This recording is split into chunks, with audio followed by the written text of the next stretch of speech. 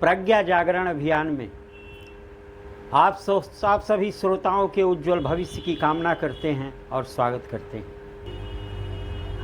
आज का इंसान शरीर को सजाने संवारने को महत्व देकर शरीर को स्वस्थ, निरोग और सशक्त बनाना भूल गया।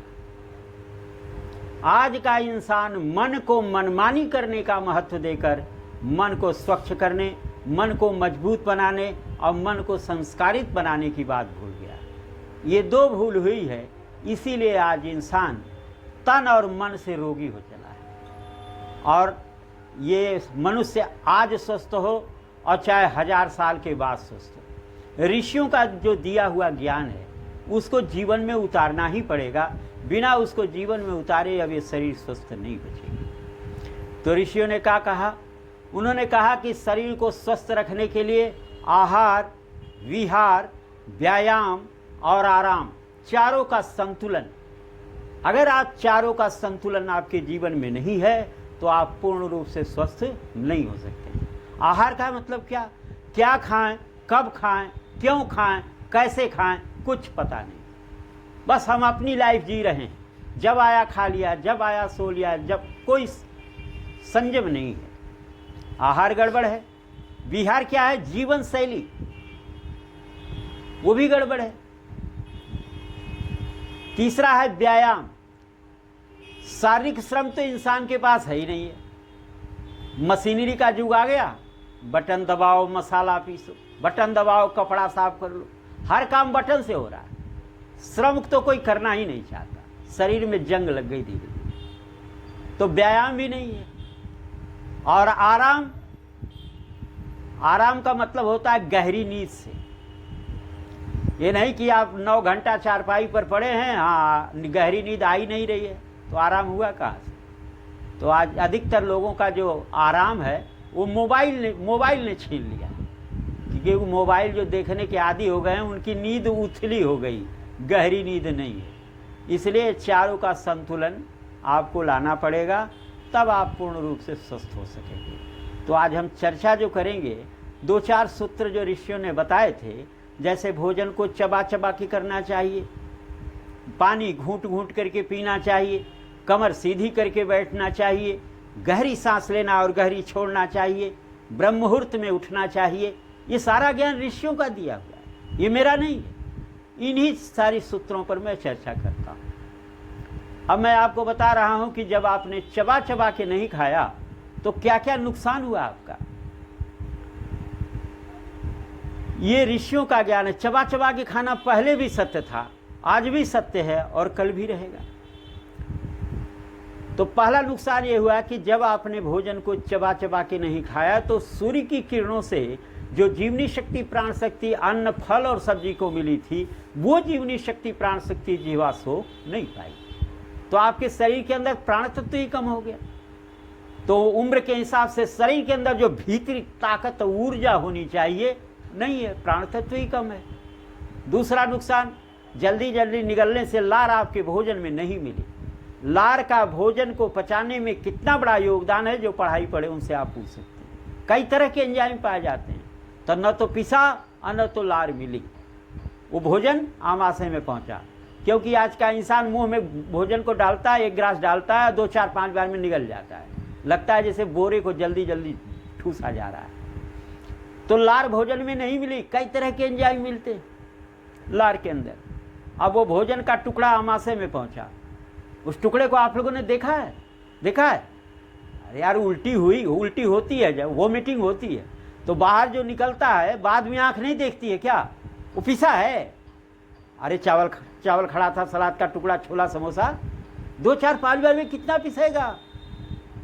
अब वो टुकड़ा आमाशय में पहुंचा। आपके भोजन के टुकड़े में जो carbohydrate, vitamin, calcium, iron, protein, insulin, जितने तत्व थे, पाचक रस उस टुकड़े में से नहीं निकाल पाया। तो नहीं निकाल पाया तो आपके शरीर में कैल्शियम कम, आयरन कम, प्रोटीन कम, इंसुलिन, जो भी तत्व थे भोजन में, वो पाचक रस नहीं निकाल पाया। तो अब आपके शरीर में तत्व कम हो गया, तो रोग होगा। तो डॉक्टर क्या जाएंगे? डॉक्टर क्या जाएंगे? तो जाते हो पैथोलॉजी टेस्ट कराओ, 1 हफ्ते की दवा 520 रुपये। दवा में दिया क्या? आपके शरीर में जिस तत्व की कमी है उसी की गोली देता है। आयरन की गोली खाओ, कैल्शियम की खाओ, विटामिन की खाओ, प्रोटीन की खाओ। बड़ा बुद्धिमान है इंसान। एक तरफ खाने पर खर्च कर रहा है, दूसरी तरफ गोली पर खर्च कर रहा है। वाह भाई वाह। इस समाज में लगभग 70 से 75% घर ऐसे हैं कि जितने रुपए का खर्च रोज दाल चावल रोटी सब्जी पर जा रहा है, उतने रुपए की दवा उस घर में आ रही। किसी कारण से 20 दिन नहीं आए तो इकट्ठा 2-4 हजार की आ जाएगी। ये है साहब। अच्छा साहब, अधिक गोली खाओगे तो किडनी लीवर डैमेज करेगा, नुकसान बता रहा हूं। अब आमाशय से जुड़ी हुई पहले छोटी आंत है। छोटी आंत से होता हुआ वो टुकड़ा जो उल्टी के समय आप लोगों ने बाहर देखा, ये बड़ी आंतें पहुंचता है और बड़ी आंत की दीवारों से वो टुकड़ा चिपकने लगता है। जैसे पानी बरसता है छत पे, कहीं रुका रह जाता है तो काई लग जाती है कि नहीं लग जाती? काई लग जाती है। तो उसी तरीके से बड़ी आंत की दीवारों से वो टुकड़ा जो उल्टी के समय आपने अनुभव किया था, वो टुकड़ा चिपकने लगता है। चिपकते चिपकते वही हो जाती है कब्ज, और कब्ज जब पुरानी हो जाती है तो होती है सड़न, और तब बनती है गैस। कब्ज कुछ दिनों तक बना रह गया तो बवासीर होनी है। बवासीर उसी को होती है जो कब्ज का पेशेंट होता है।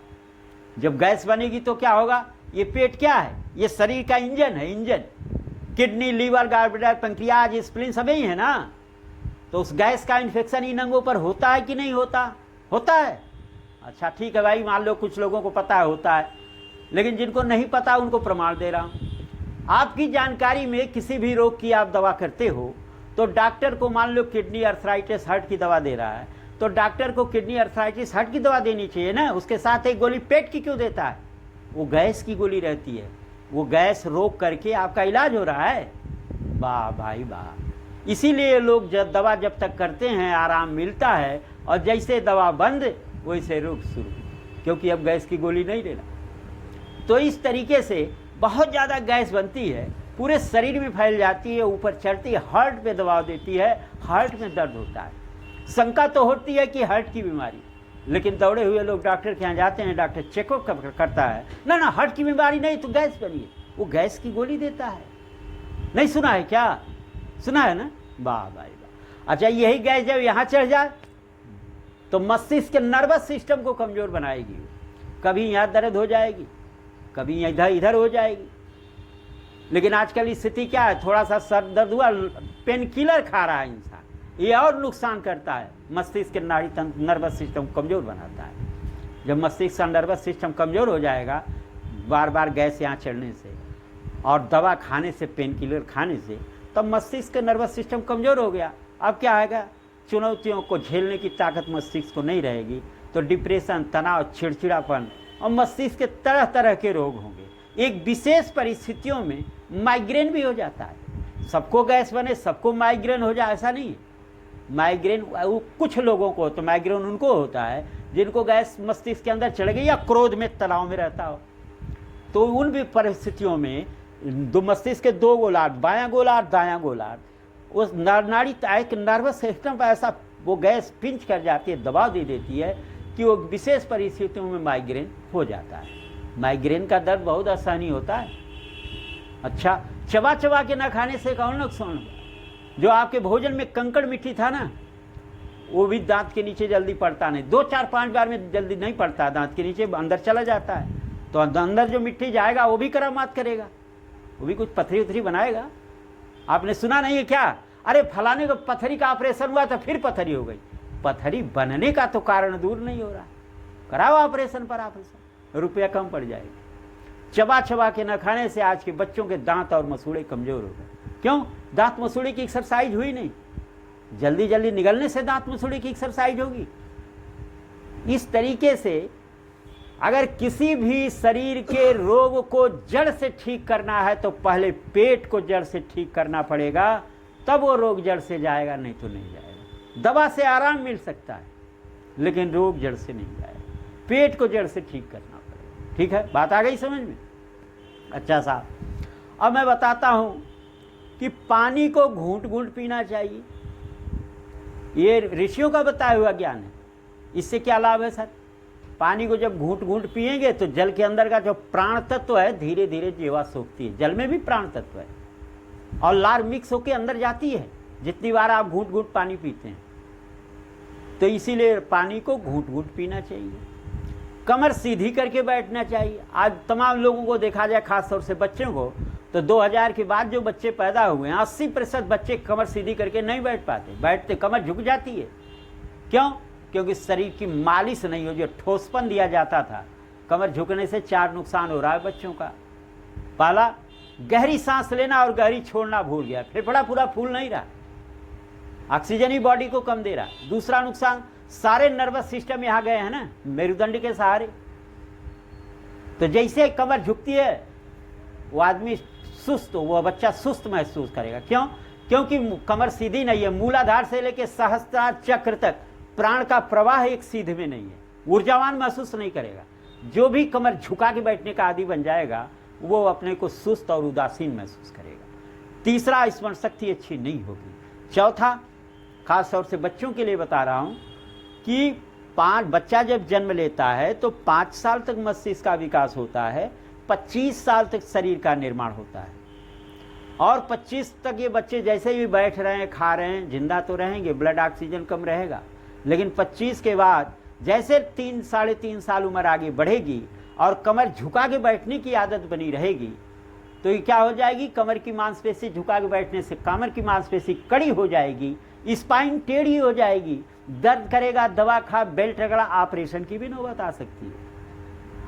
अच्छा, आप लोग देखे नहीं है समाज में 35-36 साल की उम्र के 2-4-10 को बेल्ट लगा कमर में दवा खाते नहीं देखा? क्या देखा है ना? वाह भाई वाह, तो तुमको 5-7 साल पहले आ जाएगी।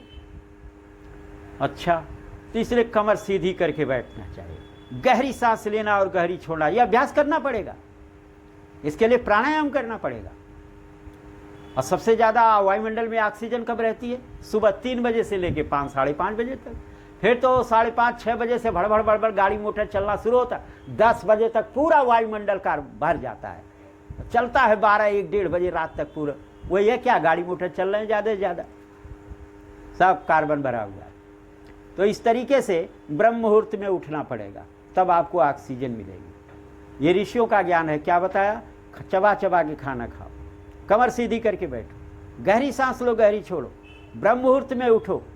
इस सारी चीज़ों को, इस ज्ञान को जीवन में उतारना ही पड़ेगा। ठीक है, बात आ गई समझ में? तो अब इसमें जितना भी प्रयास हो सके आप अपने जीवन में उतारने का प्रयास करिए। आइए संकल्प गीत के साथ हम कार्यक्रम को समाप्त करते हैं। उठो बांसुरी में, मुट्ठी मारो, संकल्पित हो। उठो बांसुरी में नई सांस फूंको, नई जिंदगी स्वर नए मांगती है। पहाड़ों से जूझो, नई राह ढूंढो, हवाओं को मोड़ो विचारों के बल पर। धरा आज अपनी, गगन आज अपना, धरे हाथ पर हाथ बैठो न कल पर। क्षितिज पर नई नाचती है किरण जो, क्षितिज पर नई नाचती है किरण जो। परिश्रम के जौहर नए मांगती है। उठो बांसुरी में नई सांस फूंको, नई जिंदगी स्वर नए मांगती है। अभी तो सुबह है, उमंगे भरी हैं, अभी हाथ में अपने तकदीर अपनी। अभी है समय, खींच डालो सुहानी, अभी है समय, खींच डालो सुहानी। पसीने के रंगों से तस्वीर अपनी, है नैया भी अपनी, खेवैया भी अपनी, है नैया भी अपनी, खेवैया भी अपनी। तराने लहर पर नए मांगती है। उठो बांसुरी में नई सांस फूंको, नई जिंदगी स्वर नए मांगती है। कदम से कदम यदि मिला बढ़ गए तुम, कदम से कदम यदि मिला बढ़ गए तुम। फसल चांद तारों की मग में खिलेगी, उठे साथ मिल यदि भुजाएं अनेकों, उठे साथ मिल यदि भुजाएं अनेकों, तो दिन 4 में स्वर्ग धरती बनेगी, नई अपनी आराध्य सहकार देवी। अरे आज मंदिर नए मांगती है, उठो बांसुरी में नई सांस फूंको, नई जिंदगी स्वर नए मांगती है।